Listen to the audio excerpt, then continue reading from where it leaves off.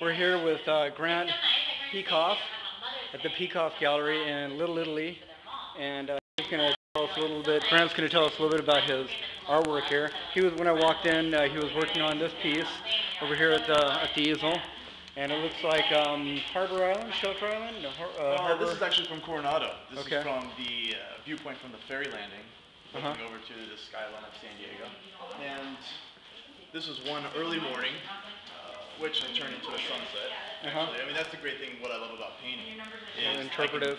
I can change it any way I want. You know, before I kind of broke out of. I used to paint very realistically, and that's because that's what I thought good painting was.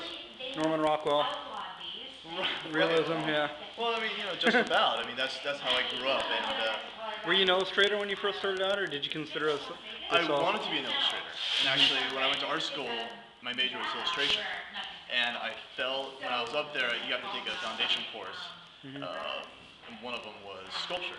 I fell in love with sculpture. I felt so free, and this is a completely new medium. I felt alive with it instead of kind of suffocated like it has to be this way. I fell in love with it, and I changed my major 2 weeks later to sculpture.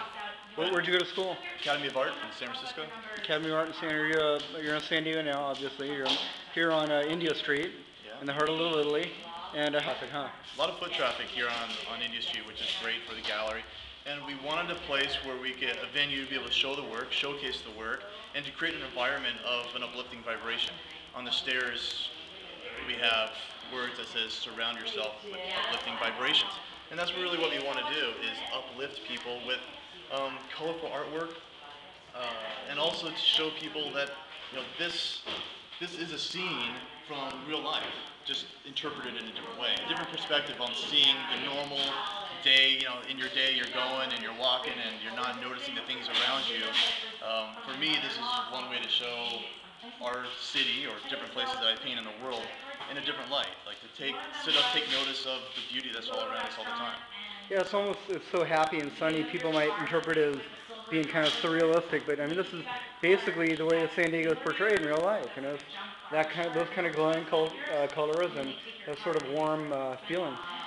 Well, I've always been inspired by Torrey Pines and the lagoon up there, and you come over this vista over Los Penasquitos Lagoon, and it's just incredible. You got the haze, you know, coming in, and this is an amazing, beautiful ocean on the right, and the hills and the park, which is really inspiring. But in this painting, I wanted to create movement, and I want to create a certain amount of abstraction into it. So, for example, all the yellow that you see here is the undertoned raw canvas coming through.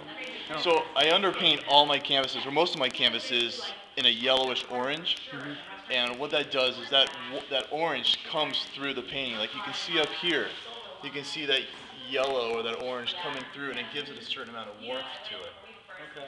It doesn't have anything to do with the fog that Torrey Pines is known for. That kind of comes and sort of melts over the hills, and that's why the Torrey Pines survive and stuff through drought and heat, because they've got that kind of cool sea mist or whatever, the fog. Well, I mean, that's definitely there. Like that's what this is. But as far as in the painting itself, that's why I paint the yellow so it comes through. Like this right here, this is all the raw canvas, which I love because it brings a certain amount of abstraction to it, and allows you to picture, the viewer allows you to picture what's really there. Okay. And then over here we've got a picture of Little Italy, and we got some. This is the Star of India, apparently, right? Pretty nice dynamic.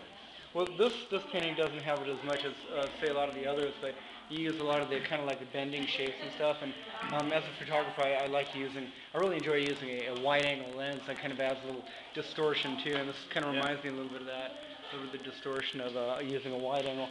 Then over there we've got the downtown, the gas lamp right there. You said this was near the Croce's Bar and Grill, or Croce's. This is the corner of the Penn, the Penn Hotel, and then right there is Ole Madrid. Oops, sorry, touched it. And that's the corner of that what is now an Irish bar, right? Actually, I hate to say it, but I think it's a Starbucks now. Oh, it is? Oh, yeah, no, you're right. I took that out. The Irish bar is right here. The Irish bar is there, and then on the corner, it goes around the back of it. Okay. Yeah, but you're right. The very corner is in Starbucks. along with some of the other corners in the world. This is actually the last painting I painted of the series, and it's funny because in a series, the series changes over time, and I think this is the 20th painting that I painted in the series, and you can see how much my brushstroke loosened up by the end of the series. And so you have all these kind of expressive brushstrokes throughout the painting, and for me, so it's a very successful painting in that regard because my style kind of changed and I began to loosen up even more than when I started. So what kind of series was it? Was it all downtown paintings? Actually, it was all paintings from different areas in San Diego. So from the gas lamp here to Point Loma Lighthouse to North County, Coronado, so all over San Diego, really. I wanted to capture the full flavor. Okay, and your interest in doing paintings of San Diego is because you're a resident here? Are you from San Diego? I was born and raised in San Diego, What part of town? Oh, okay. Encinitas, North County. Right on. Now we have the gallery here downtown, and being here more, I've just fallen in love with downtown here and the energy that's here and the way that it's changed so much since I was a kid. Bridge, I guess the Coronado Bridge is kind of a favorite subject for me. It's something about a man-made structure connecting two land masses, which just for some reason appeals to me. Also, as a painting subject, I love the lines or the objects that the lines create. It's very simple, very clean, and very geometric.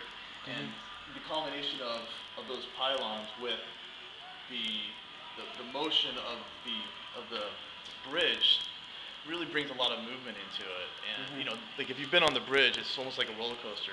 It's painted like a roller coaster as well. Yeah, it's not exactly a straight shot. Not very angular, huh? Right, which very much goes with my lines. All right.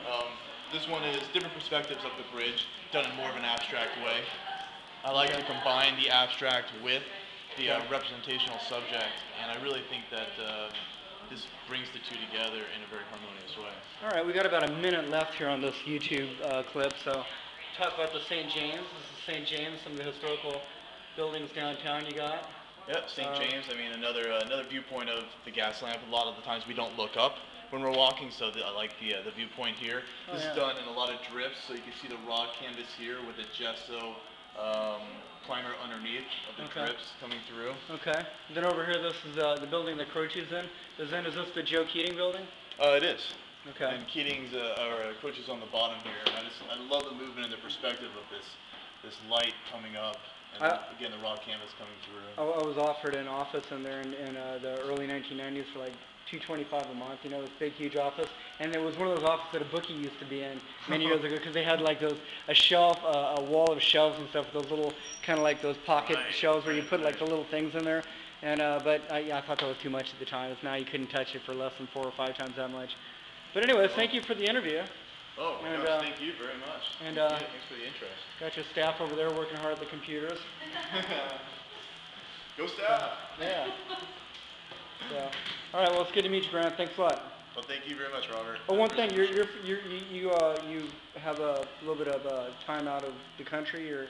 Well, we live actually in the Bahamas, and we're here. This is our permanent gallery, and we're here two to three times a year for shows. So we fly back in, and we have a show here, and visit family, of course. Have a website? Yeah, www.pecoff.com. It's Pecoff, as in frank.com. Okay, and if they want to email you out in the Bahamas, your email is... You can just do gallery@pecoff.com or contact@pecoff.com. All right, awesome. All right, thanks.